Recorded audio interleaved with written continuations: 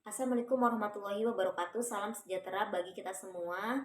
Yang sama-sama kita hormati Bapak Hermanto, MKom selaku dosen pembimbing mata kuliah Sistem Paralel dan Terdistribusi.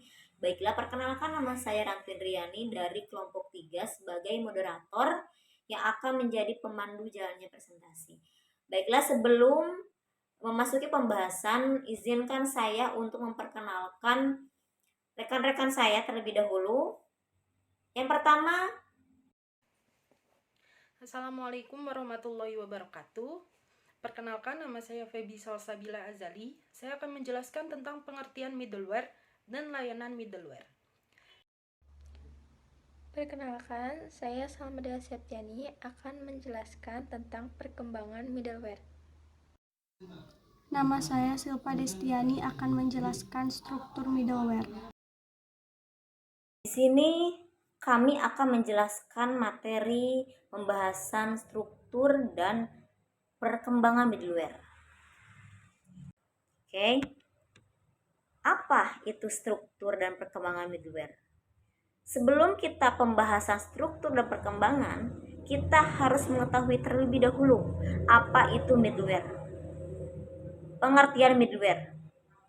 Contoh middleware dan yang akan dibahas oleh rekan saya Feby Salsabila Azali. Silakan. Pengertian middleware dan layanan middleware. Middleware adalah perangkat lunak yang bertindak sebagai perantara atau lapisan antara berbagai aplikasi atau komponen dalam suatu sistem komputasi, yang memungkinkan aplikasi-aplikasi yang berbeda untuk berkomunikasi, berbagi data, dan beroperasi bersama dalam sebuah jaringan atau lingkungan terdistribusi. Middleware berfungsi sebagai jembatan antar perangkat keras hardware dan perangkat lunak software, serta antara aplikasi-aplikasi yang berjalan pada perangkat lunak yang berbeda.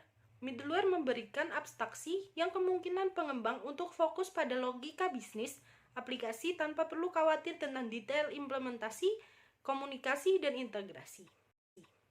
Contoh-contoh middleware, yang pertama ada Java atau Remote Procedure Cell. Remote Procedure Cell atau RPC memungkinkan suatu bagian logika aplikasi untuk didistribusikan pada jaringan. Contoh ada Sun RPC dan Sun NVS diawali dengan Network File System dan DCE RPC sebagai dasar Microsoft.com. Yang kedua ada Object Management Groups atau Common dan Object Request Broker Architecture atau COBRA. Yang ketiga ada Microsoft.com, DC.com atau Component Object Model. Yang keempat ada Also dan Net Remoting. Layanan middleware adalah menyediakan kumpulan fungsi API atau aplikasi programming interface yang lebih tinggi daripada API yang disediakan sistem operasi layanan jaringan yang memungkinkan suatu aplikasi, seperti mengalokasikan suatu layanan secara transparan pada jaringan dan menyediakan interaksi dengan aplikasi atau layanan yang lain, serta diperluas atau dikembangkan kapasitasnya tanpa kehilangan fungsinya. Untuk penjelasan selanjutnya, saya serahkan pada teman saya. Terima kasih. Baik, itu pengertian middleware yang dijelaskan oleh Feby. Dan adapun perkembangan middleware, apa saja yang menjadi faktor-faktor perkembangan middleware? Kita bahas oleh rekan saya Salmadela Septiani. Silakan. Perkembangan middleware. Yang pertama ada Online Transaction Processing atau OLTP merupakan perkembangan awal dari koneksi antar remote database pertama kali ditemukan tahun 1969 seorang Integer Default, kemudian diadopsi oleh IBM hingga kini dikenal sebagai proses OLTP digital (AMNC), merupakan contoh lainnya yang sukses pada tahun 70-an dan 80-an. Unik OLTP lainnya seperti Encina Tuxedo pada era 80-an, serta Digital Sheet untuk unik yang memperkenalkan konsep downsizing ke pasar.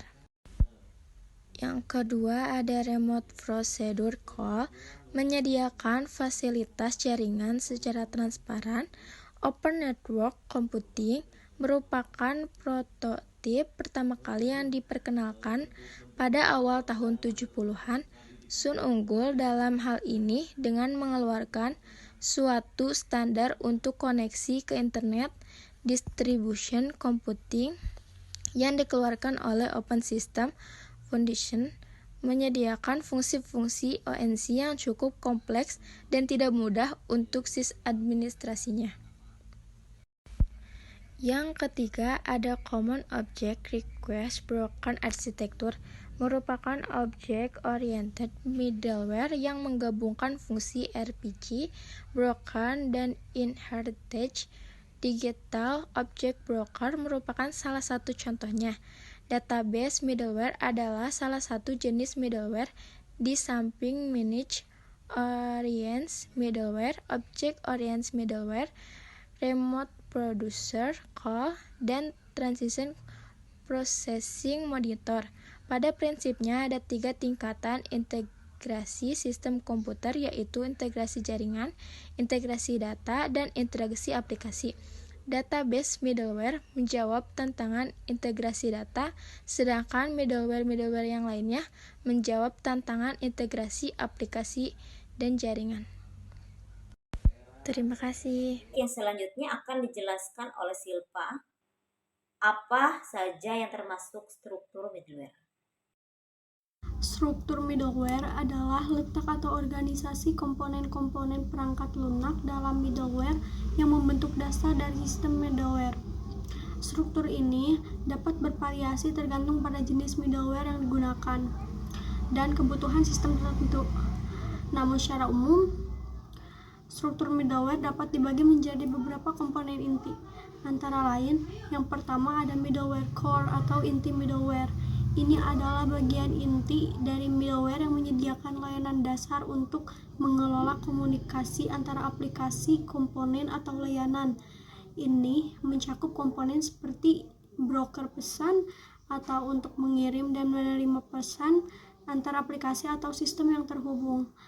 Selanjutnya ada Object Request Broker atau ORB untuk mengelola pemanggilan metode objek jarak jauh dalam sistem berbasis objek. Ada layanan naming atau mendaftarkan dan mencari layanan atau objek sistem. Ada manajemen transaksi untuk mendukung koordinasi transaksi antar layanan atau komponen.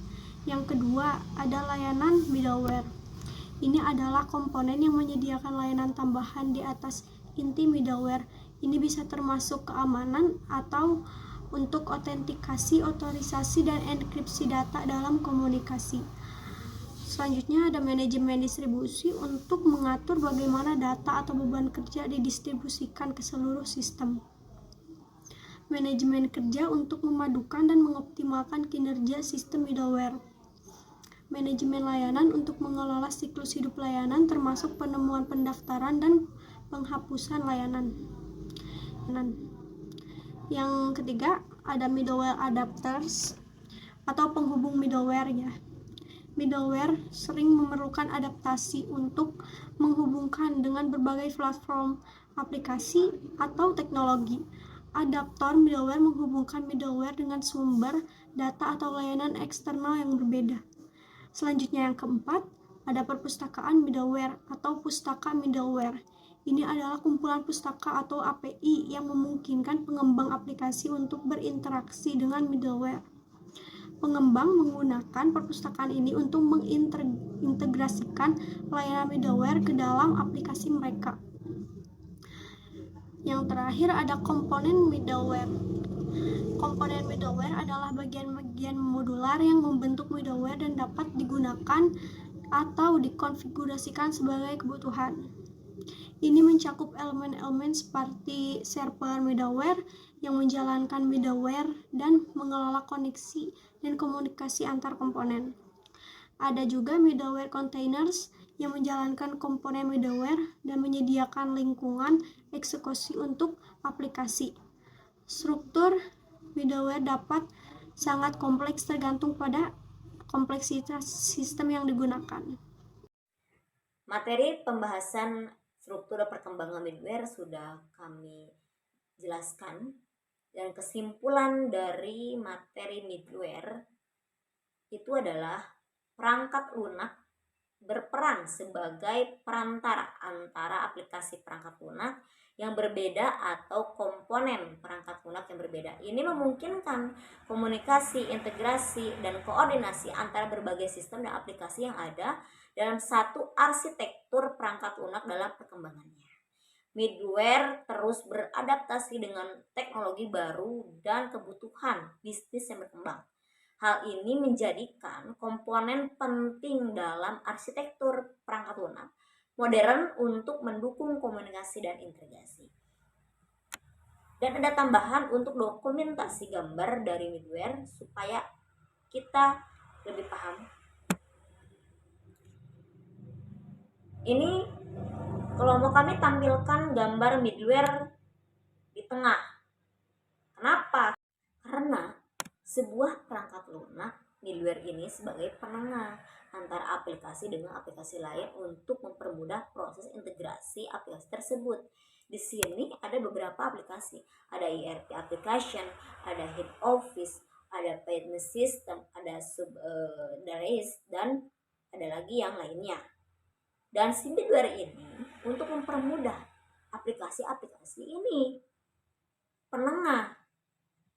Baiklah, itu pembahasan materi struktur dan perkembangan middleware dari kelompok kami. Sekian penyampaian dari kami. Mohon maaf apabila ada kesalahan penyajian dan pembahasan yang kami berikan. Terima kasih. Wassalamualaikum warahmatullahi wabarakatuh.